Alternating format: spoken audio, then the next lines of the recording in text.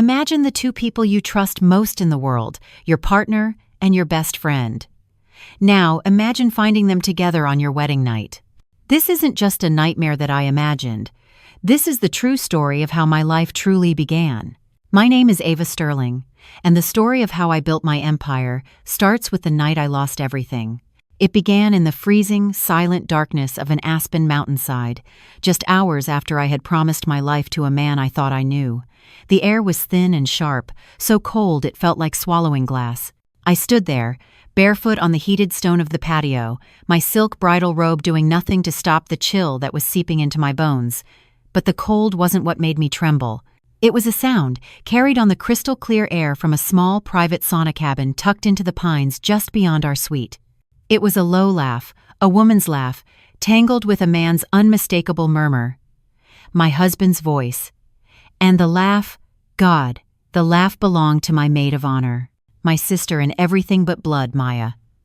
In that moment, the entire, perfect blueprint of my life didn't just crack, it turned to dust. If you've ever had a moment so perfect it felt fragile, like a dream you were afraid to wake up from, do me a favor and hit that like button so I know I'm not alone. Just 10 hours earlier, that dream had been my reality. Our wedding wasn't just an event. It was the culmination of a 5-year plan, a blueprint I, as an architect, had obsessed over. We chose the Starlight Ridge Lodge in Aspen, an exclusive haven of rustic elegance, nestled 8,000 feet up in the Rockies. The ceremony took place as the sun set, painting the snow-capped peaks in hues of gold and rose. Through enormous floor-to-ceiling windows, our 100 guests watched as I walked down an aisle lined with white roses and flickering candles. The air smelled of pine and expensive perfume. It was perfect, dangerously perfect. Ethan, my Ethan, stood waiting for me. At 31, he was the classic New York dream, a razor-sharp investment banker with a smile that could disarm world leaders, and a confidence that filled any room he entered. He looked at me with those deep blue eyes, glistening with what I was so sure were tears of joy, and I felt the last of my anxieties melt away. This was it. The foundation was solid. We were building a skyscraper of a life together, starting with the penthouse suite.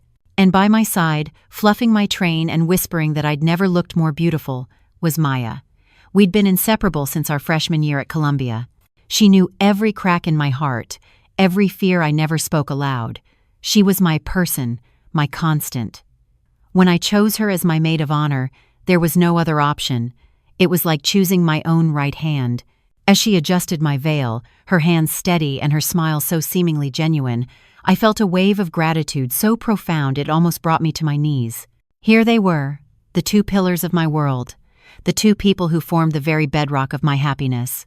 The reception was a blur of champagne, heartfelt speeches, and slow dancing under chandeliers made of antlers and crystal. My father spoke of how he'd watched me draw floor plans for dream houses since I was a little girl, and how he knew I had finally found the man to build one with. Ethan's toast was charming and eloquent. He called me his true north, his anchor. Everyone swooned. We were the perfect couple, the ones who had it all figured out. We talked about the Brooklyn brownstone we were closing on next month, the one I had already redesigned from the ground up in my mind. Our future felt so tangible I could practically reach out and touch its smooth, solid walls. As the night wound down and the last of the guests drifted away, Ethan wrapped his arm around me, kissed my temple, and whispered, "To our forever, Ava." I leaned into him, utterly content, never once suspecting that his forever had an expiration date of less than 3 hours. We stepped into the bridal suite, and it was like walking into a scene from a movie. The lodge called it the Summit, and it was bigger than my first New York apartment. A massive stone fireplace was crackling, casting a warm glow over everything. There were roses on the nightstands, a bottle of Cristal chilling in a silver bucket, and the king-sized bed was turned down, scattered with petals. It was an almost aggressive display of romance. My heart was doing a frantic, happy dance in my chest. This was the start of our private forever. I closed the heavy oak door behind us, the soft click shutting out the rest of the world. I turned to Ethan, a smile playing on my lips, ready to finally, truly begin our life together. But the man who turned to face me wasn't the same one who had been beaming at me at the altar. The change was subtle at first. He loosened his bow tie and shrugged off his tuxedo jacket, draping it over a chair with a sigh that sounded less like contentment and more like exhaustion. I walked over to him, intending to wrap my arms around his neck, to pull him close. He intercepted the hug, catching my hands in his and giving them a gentle squeeze before letting go. "What a day, huh?" he said, his eyes scanning the room, landing everywhere but on me. He walked over to the window, staring out at the dark, silent mountains. A knot of confusion tightened in my stomach, but I pushed it down. He was just tired. We were both tired. It had been a whirlwind of a weekend. The best day, I replied, trying to keep my voice light. Everything was perfect. He nodded, still not looking at me. Then he pulled out his phone. The screen cast a blue, sterile light on his face. My smile faltered. "Everything okay?" I asked. "Just a market alert from Hong Kong," he mumbled, his thumb swiping rapidly across the screen. "You know how it is. It never sleeps." I did know. His job was demanding, relentless. I had always admired his ambition. But tonight? On our wedding night? A cold finger of doubt traced its way down my spine. I took a sip of champagne, the bubbles feeling like tiny explosions of anxiety on my tongue. It's strange how we can see a red flag waving right in our faces but convince ourselves it's just a trick of the light. If you've ever made an excuse for someone because the truth just felt too heavy to carry at that moment, just type what time it is wherever you're watching from in the comments. I want to feel like we're all in this quiet, late-night moment together. He finally put his phone away and started pacing the room, running a hand through his perfectly styled hair. He looked like a caged animal. "Ethan, what is it?" I finally asked, my voice barely a whisper. "Talk to me." He stopped and looked at me, and for a fleeting second, I saw a flicker of something in his eyes, panic, maybe even guilt. But it was gone as quickly as it appeared, replaced by that charming, reassuring smile. "Nothing, Ava. I promise," he said, walking over and kissing my forehead. His lips were cold. "My head is just spinning, from the champagne, the speeches, all of it. I just need about 20 minutes of that crisp mountain air to clear my head, to reset. I want to be fully present with you. For you." It sounded so reasonable, so considerate. He wanted our first night to be perfect. So I nodded, even though every instinct in my body was screaming at me not to let him walk out that door. "Okay," I said softly. 20 minutes. He smiled, a quick, tight smile that didn't reach his eyes, and then he was gone, the heavy door clicking shut behind him, leaving me alone in our perfect, silent room. The first 20 minutes passed with the slow, syrupy pace of anticipation. I was still the hopeful bride, playing my part. I took the pins out of my hair, letting the carefully constructed curls tumble over my shoulders. I went into the marble bathroom, a room so vast it echoed, and began the ritual of removing my makeup. I saw it as a slow reveal, peeling back the public-facing bride to show the woman he had actually married. I thought about the beautiful, ridiculously expensive silk and lace robe I had bought just for this moment, hanging behind the door. I told myself he would be back any second, and the night would unfold exactly as I had designed it. 20 minutes was nothing. It was the length of a sitcom, a short chapter in a book. It was a perfectly reasonable amount of time for a man to gather his thoughts after the biggest day of his life. At the 30-minute mark, the hope began to feel a little frayed at the edges. I had changed into the silk robe, and now I felt exposed, overdressed for an audience of one. The enormous suite was silent except for the crackling of the fire, a sound that had seemed cozy just half an hour ago, but was now starting to sound like mocking laughter. I picked up my phone. No texts. No missed calls. I walked over to the window and peered down at the series of interconnected patios below. They were empty, dusted with a fresh layer of snow that glowed under the soft landscape lighting. There was no sign of him. A new thought, sharp and unwelcome, pierced through my determined optimism. What if something had happened? What if he'd slipped on some ice? The thought was absurd, but it was better than the other. Darker thoughts that were beginning to gather at the edges of my mind. An hour. A full 60 minutes had now passed. The excuses I was building in my head were starting to look like faulty architecture, ready to collapse. Maybe he ran into his father and they're having one last drink at the hotel bar. Maybe he's on the phone with his best man, having a celebratory cigar. But would he do that without texting me? Without telling me? The Ethan I knew. The meticulous planner, the one who synced our calendars and always sent a confirmation text, he wouldn't. Not tonight. I picked up my phone again, my thumb hovering over his contact. My heart was hammering against my ribs. I felt pathetic. The bride, sitting alone in her lingerie, having to call her husband on their wedding night to ask where he is. I pressed the call button.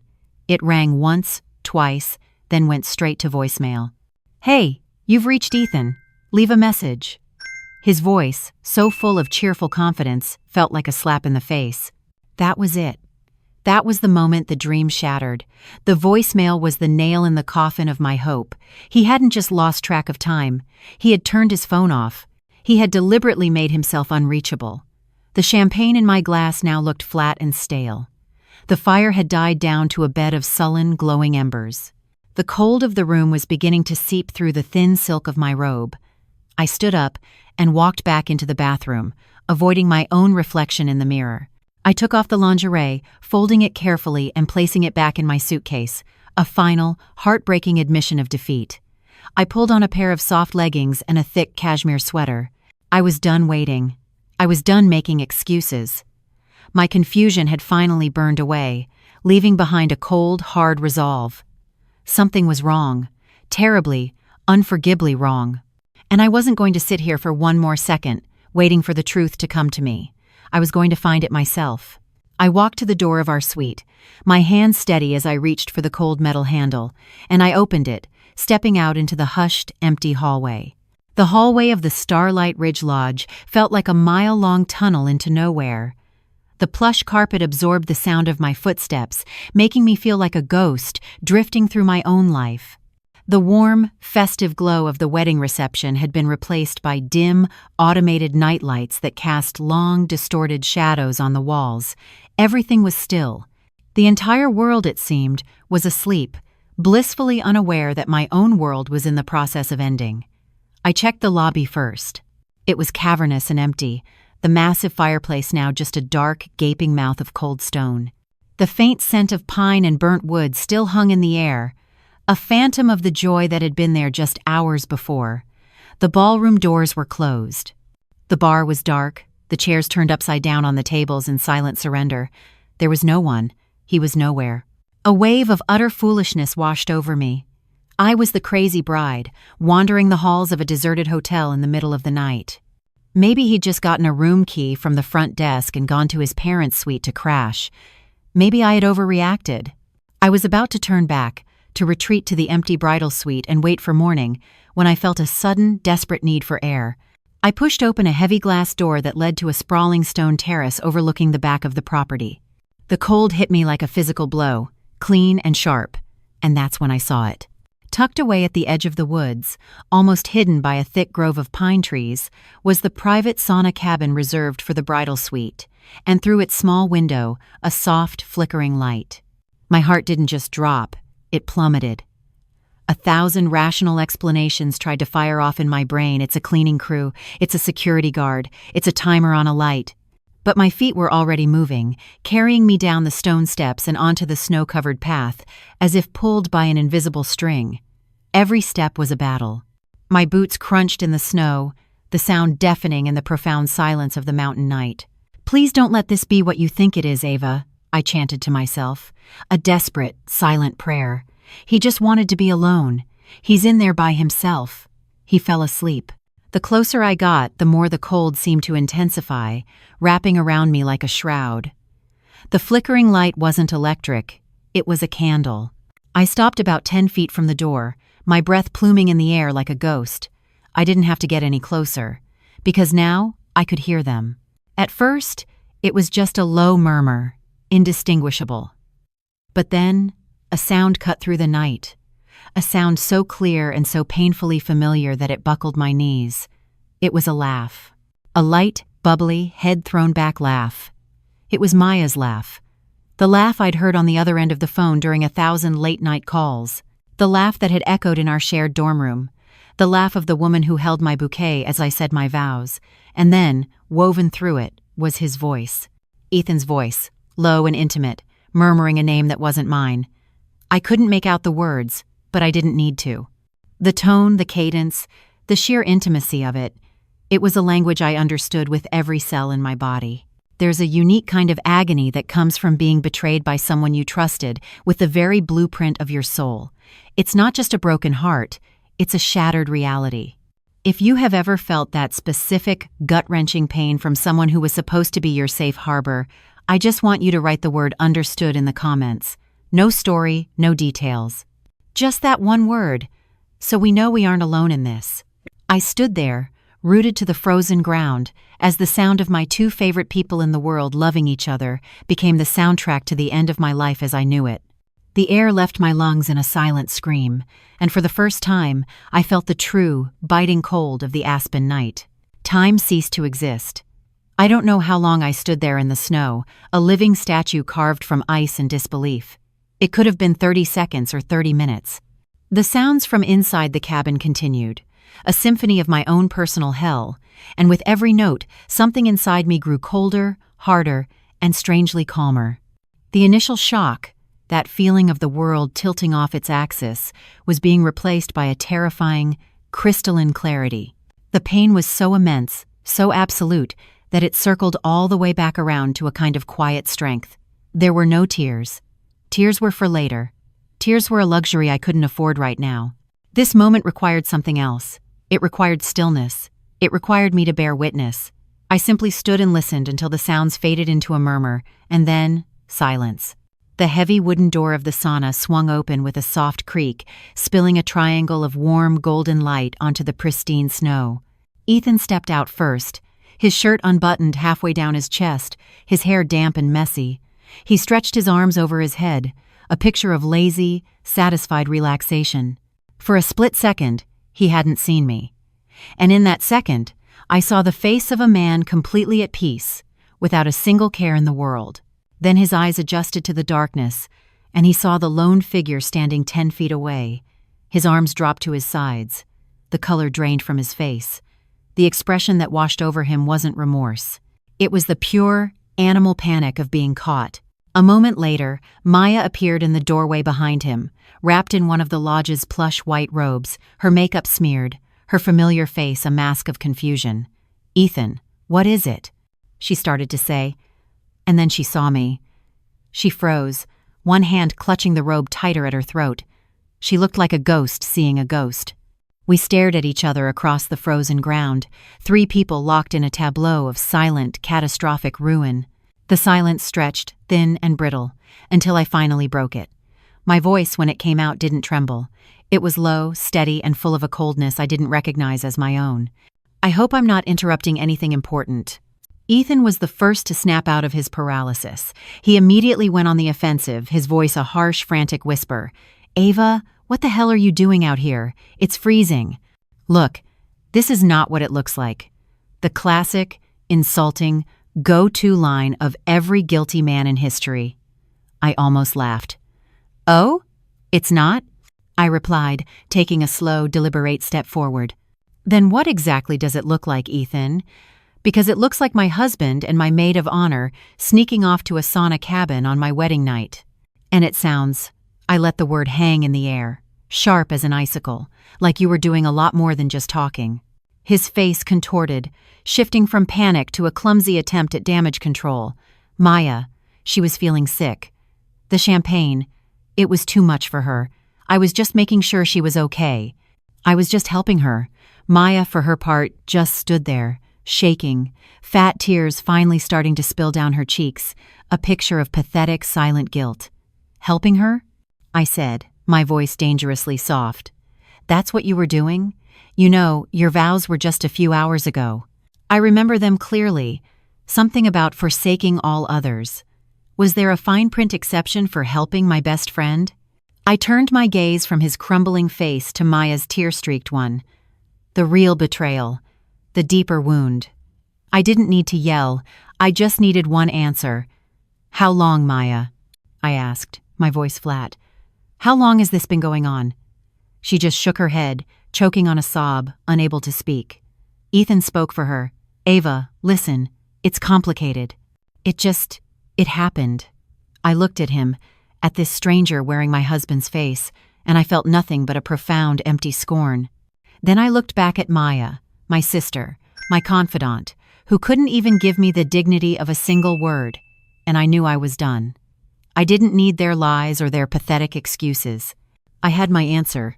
Without another word, I turned my back on them both and walked away, each step back toward the lodge feeling like a step away from the ruins of my life and toward something new, unknown, and terrifying. The walk back to the lodge was a strange, disembodied experience. The intense cold that had seeped into my bones just minutes earlier was gone, replaced by an unnerving numbness that spread from my chest outwards. I felt like I was floating a few inches above the crunching snow, watching a character in a tragedy take her long, lonely walk back to an empty castle. The world had narrowed to a pinpoint. The majestic mountains, the star-dusted sky, the elegant architecture of the lodge, none of it registered. My mind, the mind of an architect that was trained to see structure, detail, and the integrity of a foundation, could only see one thing: a complete and total structural failure. The blueprint was worthless. The foundation was a lie. The entire building had been condemned. When I reached the bridal suite and pushed open the heavy door, the scene inside was a grotesque parody of the romance it was meant to represent. The dying embers in the fireplace cast a weak, blood-red glow on the scattered rose petals. The half-empty bottle of Cristal seemed to mock me from its silver bucket. The king-sized bed, with its pristine white duvet turned down so invitingly, looked like a sarcophagus. This wasn't a room for a new beginning. It was a mausoleum for a life that had died before it had even begun. I walked past it all, my focus narrowing to a single, clear objective. I wasn't a bride anymore. I was a demolition expert, and it was time to clear the rubble. I didn't cry. The emotional circuits in my brain felt fried, overloaded. All that was left was a cold, quiet hum of pure adrenaline. I pulled my largest suitcase from the walk-in closet and laid it on the bed. Methodically, almost robotically, I began to pack. I opened drawers and separated my clothes from his, my hands moving with a calm, deliberate precision. My silk robe, the one I had waited in, was folded and tucked away. My wedding shoes were placed in their dust bag. Every item I packed was an act of severance, a thread being cut. I was disentangling my life from his, one cashmere sweater at a time. It was the only part of this disaster that I could control. Halfway through packing, I stopped. I picked up my phone. It was 3:15 a.m. in Aspen, which meant it was 5:15 a.m. in New York. My parents would be asleep. But my older brother, Alex, an ER doctor, was likely just finishing a brutal night shift. I pressed his contact. He answered on the second ring, his voice tired but alert. "Ava? Is everything okay?" I took a breath, the first one that felt like it reached the bottom of my lungs. "Alex, I need you to listen to me very carefully," I said, my voice as steady as a surgeon's hand. "Don't ask questions right now. I'll explain everything later. The wedding, it's over." I heard his sharp intake of breath on the other end of the line. "Okay," he said, the doctor in him taking over, his tone becoming calm and professional. "Okay, Ava, what do you need?" "We have a joint savings account at Chase," I said, my voice low and urgent. "The one for the brownstone down payment. At 9 o'clock this morning, the second the bank opens, I need you to go there. Use the power of attorney I gave you last year. Freeze the account. Put a hold on all withdrawals. Tell them there's been a catastrophic security breach. Use whatever language you have to. Just lock it down." There was a pause. I knew what he was thinking, the implications of my request. "Consider it done," he said finally, his voice hard as steel. "I'm on a flight out there in 4 hours. Are you safe?" "I'm safe," I said, and for the first time I felt it might be true. "I have a plan." After I hung up, I finished packing. I zipped the suitcase and placed it by the door. Then I sat in an armchair facing the enormous windows. I wasn't going to run. I wasn't going to disappear into the night and let them invent a story to save their own skins. They took my future. They would not take my voice. The sky outside was beginning to change, a faint, bruised purple starting to bleed along the jagged edges of the mountains. A new day was coming, and with it, a new plan. I would not be the weeping bride or the scorned woman. I would be the architect of my own truth, and I would deliver it to them all, in the broad, unforgiving light of day. I waited until 10 a.m., the scheduled start time for the farewell brunch. I took a slow, deliberate shower, washing away the last traces of the wedding, of the night, of the woman I used to be. I chose my outfit with the precision of a general dressing for a decisive battle, a simple, elegant cream-colored cashmere dress, low heels, and my hair pulled back in a sleek, severe bun. There would be no trace of the victim in my appearance. When I walked into the sun-drenched dining room, I was met with a cheerful, boisterous scene. Mimosas were flowing, and the remaining 30 or so of our closest friends and family were laughing, nursing hangovers, and scrolling through photos from the reception. The air was filled with the scent of coffee and bacon, and the low hum of happy chatter. It was a perfect picture of a perfect morning after. A perfect lie. Heads turned as I entered. A few people clapped lightly, smiling.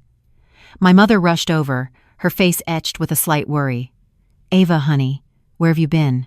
Where's Ethan?" she whispered, grabbing my hand. It was cold as ice. "He's indisposed," I said, my voice even. "But I'm about to clear things up." I squeezed her hand and walked past her toward the center of the room where a table held a large floral centerpiece, a smaller replica of the ones from the reception. I picked up a silver spoon and gently tapped it against my water glass. Once. Twice. The cheerful chatter slowly died down as all eyes turned to me, a sea of expectant, smiling faces. I let the silence settle, holding their gazes. "Good morning, everyone," I began, my voice clear and carrying easily through the suddenly quiet room. "I want to thank you all from the bottom of my heart for traveling all this way to be here with us, for celebrating what was supposed to be the happiest day of my life. Your presence meant the world to me."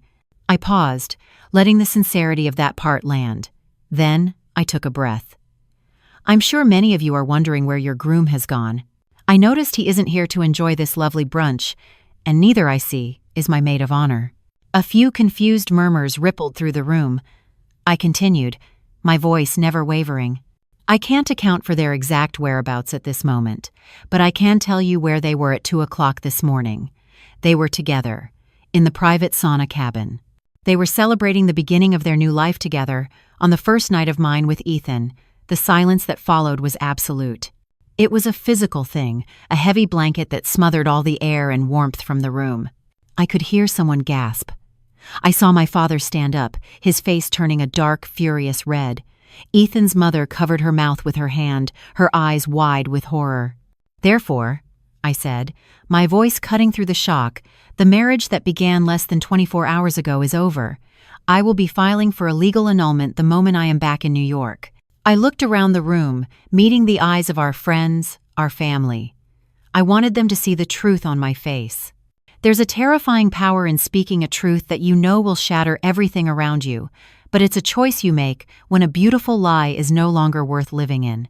If you have ever had to be the one to stand up and break a comforting silence with a hard, necessary truth, just type the word truth in the comments below. It's a quiet salute to everyone who has ever chosen integrity over ease. I placed the spoon down gently on the table. I felt you all deserved to hear that truth directly from me, before any other, less honest versions of the story had a chance to be told. Thank you again for everything. Please, enjoy the brunch. And with that, I stood perfectly still, as the world I had just detonated began to spin around me. The silence in the dining room lasted for 10 full seconds, and then it fractured into chaos. Gasps turned into frantic whispers. Someone dropped a mimosa glass, the shatter echoing in the cavernous space. My mother wrapped a protective arm around my waist, her body rigid with a fury I hadn't seen since I was a teenager. My father, a man known for his calm, diplomatic demeanor, looked like he was ready to commit murder. He simply put himself between me and the rest of the room, a silent, immovable wall. Across the way, Ethan's father, a man I had always respected, looked utterly broken, his face pale and slack with shame.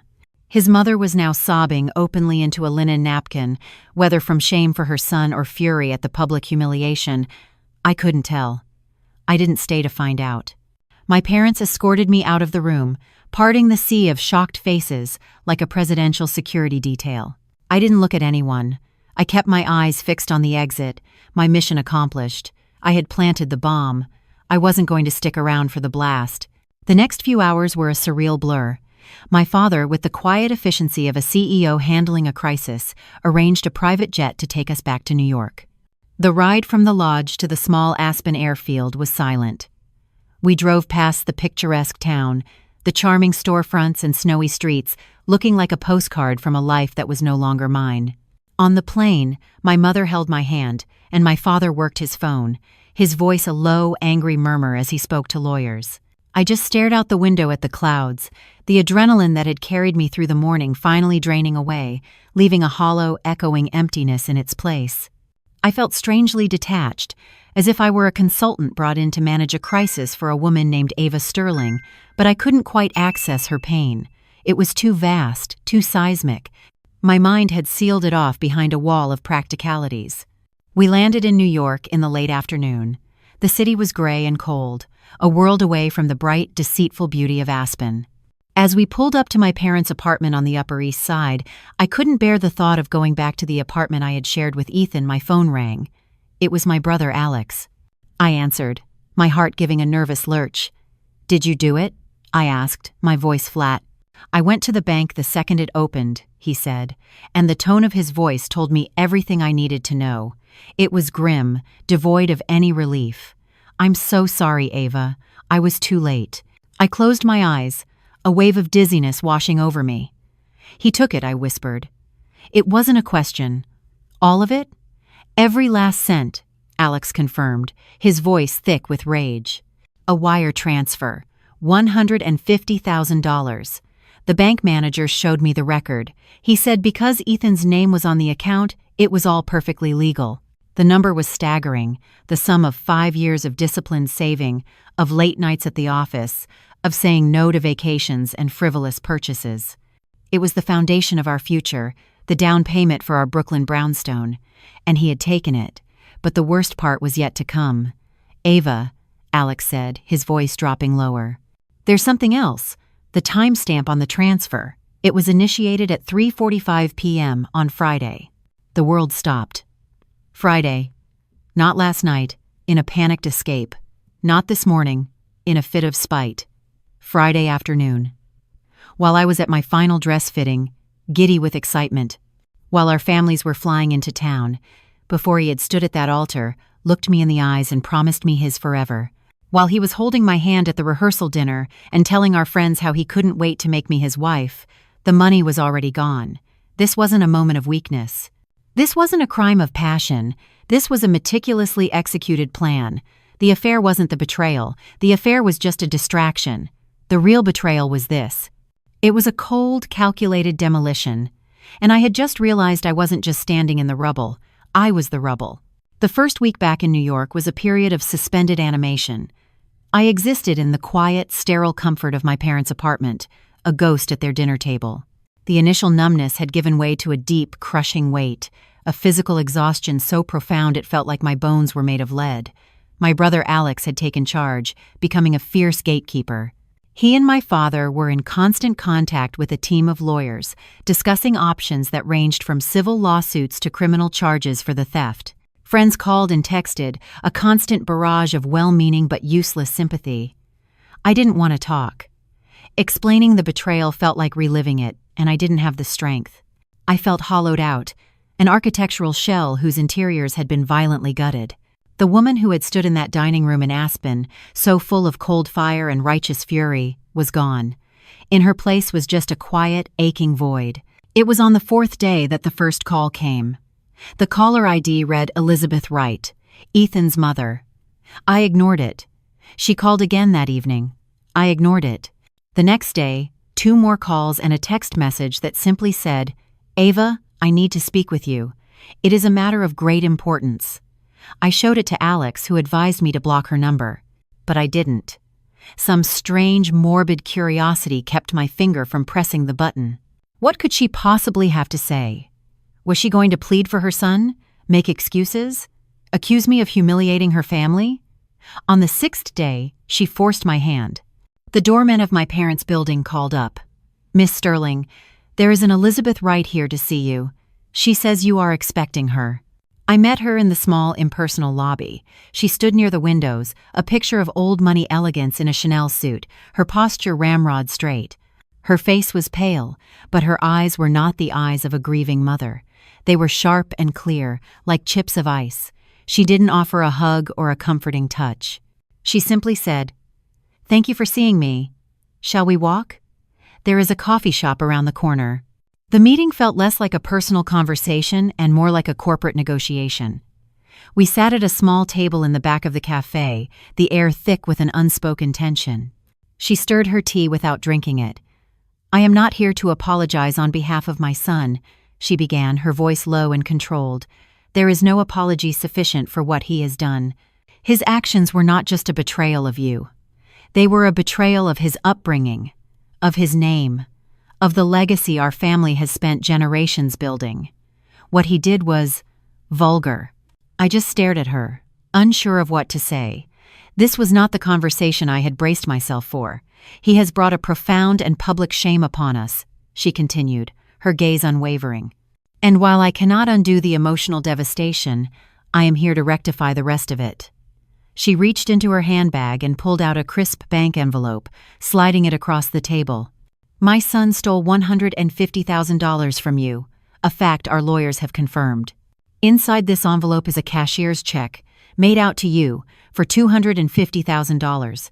I blinked, stunned into silence.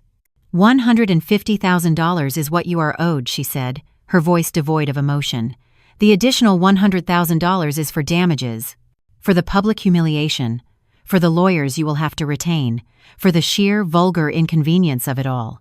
It's a strange thing, when the person you expect to be your enemy suddenly becomes the most practical, powerful force on your side, even if their reasons have nothing to do with you. If you've ever been completely blindsided by who showed up for you or who turned on you in a moment of crisis, I'd be fascinated to hear about it in the comments, if you feel safe sharing. Sometimes the most unexpected person is the one who hands you the lifeline. I looked from the envelope to her cold, determined face. "Why?" I finally managed to ask. "Because," she said, standing up and smoothing down her suit jacket, "the right family pays its debts. This severs the connection. You will not need to pursue him legally for the money, and we will not have to endure a protracted, messy public lawsuit. With this, our business is concluded." She looked at me one last time. "You are a strong, impressive young woman, Ava. You were always too good for him. I see that now." And with that, she turned and walked out of the coffee shop, leaving me with $250,000 and the stunning realization that my greatest, albeit coldest, ally was the mother of the man who had tried to destroy me. The cashier's check for $250,000 sat on the nightstand in my childhood bedroom for 7 days. It felt less like a lifeline and more like a radioactive artifact, a heavy, paper-thin monument to my public humiliation and private agony. Every time I looked at it, I didn't see the numbers. I saw the sauna cabin in the snow. I heard Maya's laugh. I saw the vacant look in Ethan's eyes. It was the price of my pain, calculated and delivered with the cold corporate efficiency of a hostile takeover. For days, I did nothing. I was paralyzed by the sheer weight of what had been lost. The future I had spent nearly a decade designing, the Brooklyn brownstone with the rooftop garden, the 2 children I'd mapped out bedrooms for, the shared life with Ethan, had been demolished. The check in my hand was the insurance payout, but the property was gone forever. You can't rebuild on a condemned site. The turning point came late one night. As I sat staring at the check, the lamp on the nightstand casting a long shadow across it, I finally understood. The pain wasn't just from the betrayal, it was from the loss of the blueprint. My whole adult life had been built around that one specific design. Trying to salvage it, to perhaps buy a smaller brownstone on my own, to try and get back to some version of that plan. It felt like choosing to live in a haunted house. The ghost of that future would follow me through every room. I am an architect. When a design fails so catastrophically, you don't just patch the cracks, you go back to the beginning. You find a new piece of land, and you draw a new blueprint. The next morning, I walked into the living room where my parents were quietly reading the paper. "I'm moving," I announced, my voice clearer and stronger than it had been in weeks. "I'm leaving New York." They looked up, shocked. "And," I continued, feeling a spark of something I hadn't felt in a long time. Not happiness, but purpose. "I'm starting my own firm." I took the check, which I had finally deposited the day before, And I didn't buy a plane ticket to a beach to escape. I bought a one-way ticket to Austin, Texas. It was the antithesis of my old life. New, vibrant, creative, and a place where no one knew my name or my story. It was a blank slate.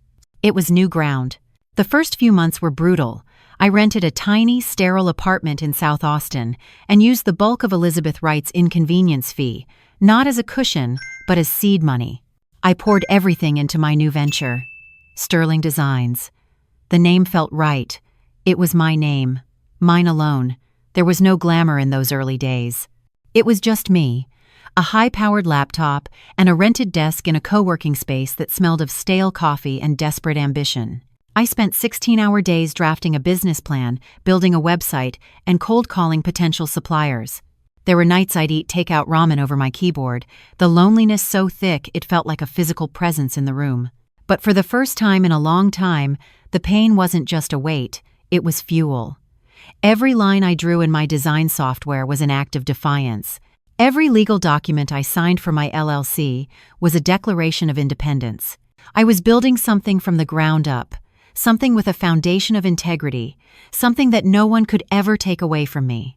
I decided my firm would specialize in minimalist, sustainable designs for independent businesses and first-time homeowners. I wanted to build honest spaces for people with honest dreams. There was a quiet poetry in it that healed a small part of my soul. After 3 months of relentless, exhausting work, it happened. A young couple who owned a struggling coffee shop wanted to redesign their space on a tight budget. They had seen my portfolio online and loved my philosophy. They couldn't pay much, but they were passionate. I stayed up for 2 straight nights creating a proposal for them, pouring all my broken heart and burning ambition into their small project. They called me the next day. They loved it. They wanted to sign the contract. As I hung up the phone, I looked around my empty apartment, and for the first time since my wedding day, I didn't feel the emptiness. I felt the potential of the space. The first brick had been laid. 18 months. A year and a half can feel like a lifetime, or the blink of an eye. For me, it was both. In that time, I had poured every ounce of my energy, my anger, my grief, and my hope into Sterling Designs. The little coffee shop I redesigned won a local Austin Design Award. That small victory led to a restaurant project, then a boutique hotel lobby, then a series of minimalist, sustainable homes for a new generation of Austin entrepreneurs. I had hired my first employee, then a second. I had moved out of the tiny, sterile apartment and into a bright, airy loft space that I designed myself, a space filled with plants and light. The work was my sanctuary, my salvation. The scars from that night in Aspen were still there, not angry and red anymore, but pale, silvery lines that reminded me of the structural damage I had survived. I was not the same woman. I was stronger, more deliberate, and I was finally, truly on my own 2 feet. The call came on a Tuesday afternoon. I was sketching out plans for a new client, a library for a local elementary school. The caller ID was my brother, Alex. "Please don't tell me Mom is trying to set me up with another one of her friend's sons," I joked, the words feeling easy and light in my mouth.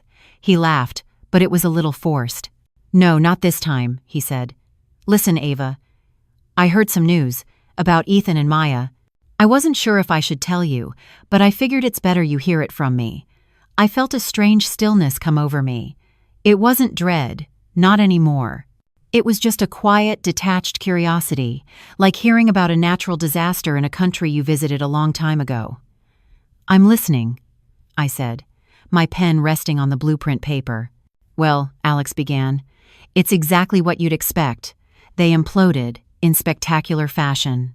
He told me how they had used my stolen $150,000 as a down payment on a flashy Soho loft they couldn't possibly afford. They tried to play the part of the star-crossed lovers, but the story of what they'd done thanks to my little brunch announcement had made them social lepers in New York. Old friends crossed the street to avoid them. Invitations to galas and dinner parties stopped coming. For Maya, who lived and breathed for her social standing, it was a death sentence. The financial pressure mounted. The loft's maintenance fees were astronomical. Ethan's performance at his firm tanked. No one trusts a guy with $1 million smile when they know he stole his fiancée's house fund. His mother, true to her word, had completely cut him off. They were isolated, broke, and living in a gilded cage built with stolen money. The foundation was rotten, and the whole thing came crashing down. "The final nail in the coffin?" Alex said, his voice laced with a dark satisfaction. He cheated on her, left her for some 22-year-old intern from his office. Apparently, he just packed a bag one day and disappeared, leaving her with an empty bank account and an eviction notice on the door of the loft. It's a funny thing, watching the universe balance its own books. You spend so much time recovering from the damage someone caused, and then one day you hear that their own choices have created the very same chaos for them. If you're a firm believer that what goes around eventually comes around, just type the word karma in the comments. A little salute to the world's oldest, most reliable boomerang. I listened to the whole story, waiting to feel something. A surge of triumph, a bitter taste of satisfaction, but there was nothing. It was like reading a weather report. Their downfall didn't bring me joy, because my joy was no longer tied to their existence. Their self-destruction was their own project, their own faulty blueprint. It had nothing to do with me anymore. I had survived their storm, and now I was busy building my own sturdy, beautiful structures in the sunshine. "Well," I said finally, picking up my pen, "that's a shame." Alex was quiet for a second. "That's it? That's a shame? What else is there to say, Alex?" I replied, drawing a clean, straight line on the page. "Their story is over. Mine is just getting started." Another year passed in the focused, productive rhythm of my new life. By the time the third anniversary of the wedding that wasn't rolled around, I barely registered it. Sterling Designs was no longer a fledgling startup. It was a respected, award-winning boutique firm in Austin. I had a small, brilliant team, a portfolio of projects I was intensely proud of, and a life that was full, peaceful, and entirely my own. The gaping wound left by Ethan and Maya had healed into a scar that no longer ached. It was simply a part of my topography now, a reminder of a fault line I had survived. I was content in my solitude. I had built a life so sturdy and self-sufficient that the thought of letting someone else into it, of handing them even a small piece of the blueprint, seemed like an unnecessary risk. I wasn't looking for love. I wasn't even looking for a date. I was happy. And I had learned that a happy life was something to be protected, not gambled with. That was my mindset the day I first met Noah. I was working on a high-end residential project for a tech CEO, a minimalist home built into the hills overlooking Lake Travis. The client wanted a massive, custom-made dining table, a single, spectacular piece of live-edge wood to be the heart of the home.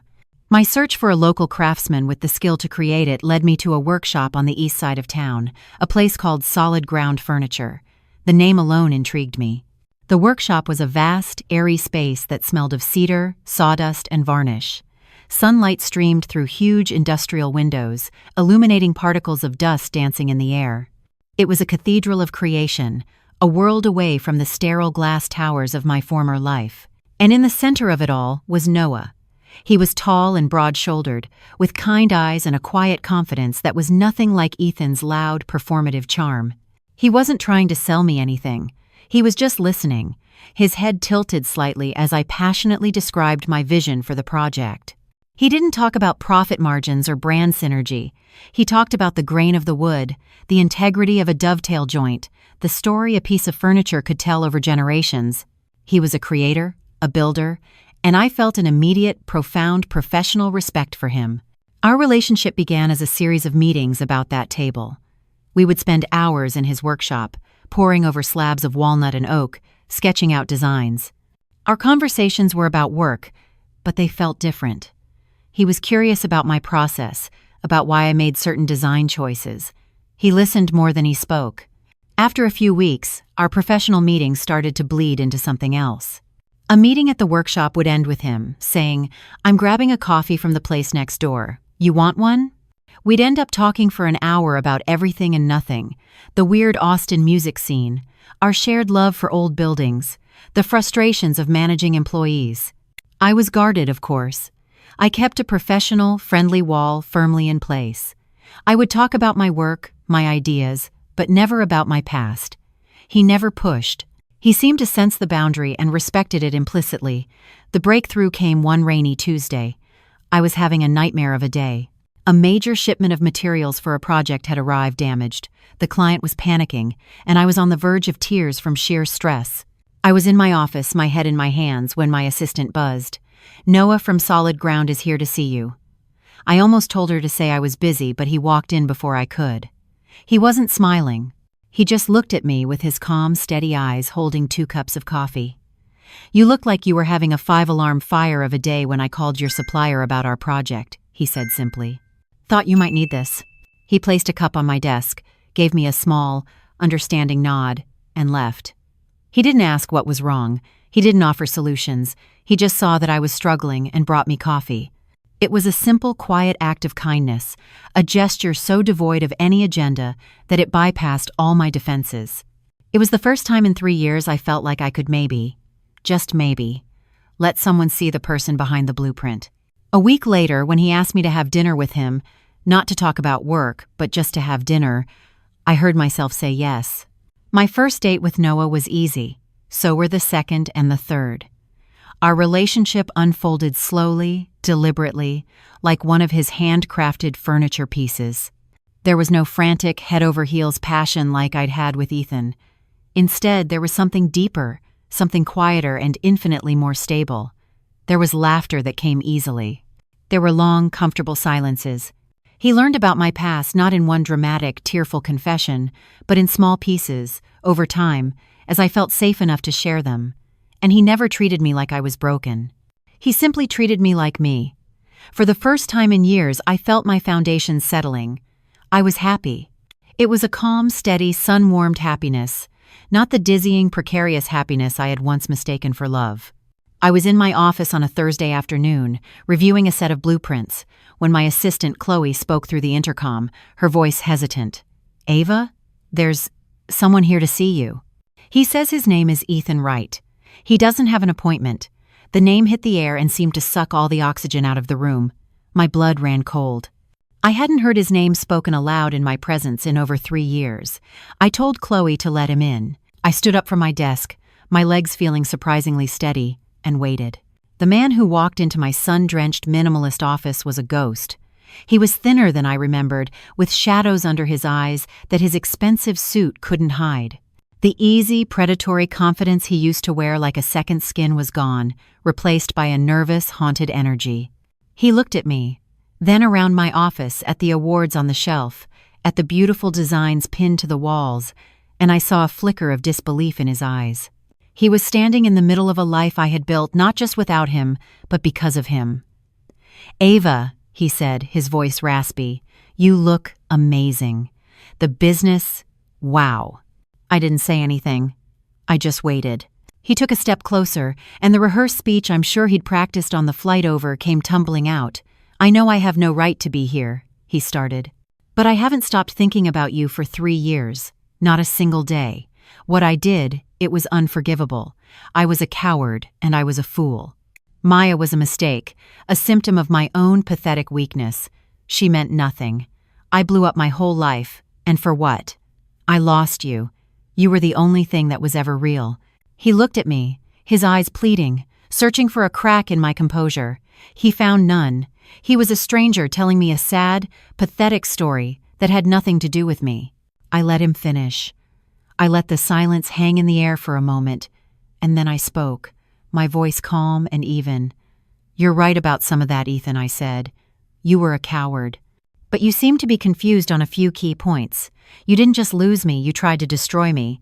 You didn't just make a mistake, you executed a plan. You stole my money, my trust, and my future. And the woman you did that to? She doesn't exist anymore.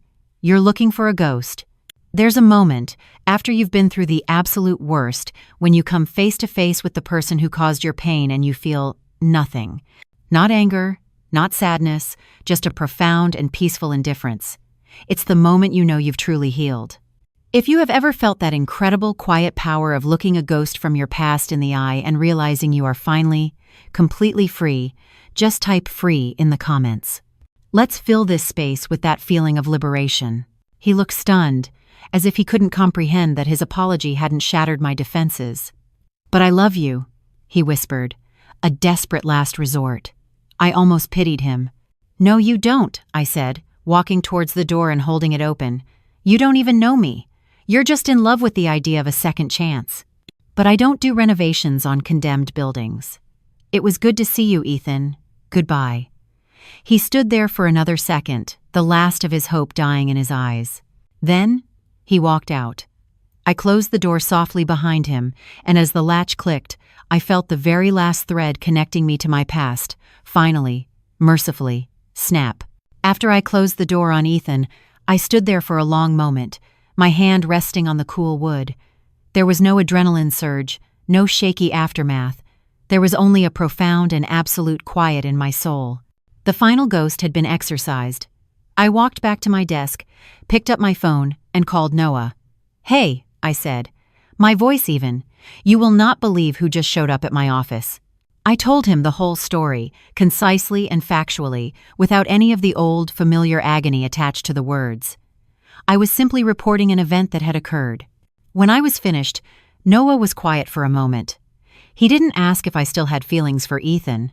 He didn't sound insecure or threatened. He just said, his voice a low, steady comfort, "I'm sorry you had to see him, Ava. Are you okay?" "I am," I said, and the words came out with a surprising certainty. "I really am." "Good," he replied, "because you are the strongest person I know. I'm finishing up at the workshop. I'll pick up dinner. I'll be there in an hour." It was so simple, so uncomplicated. He wasn't coming to rescue me. He was just coming to be with me. He was coming home.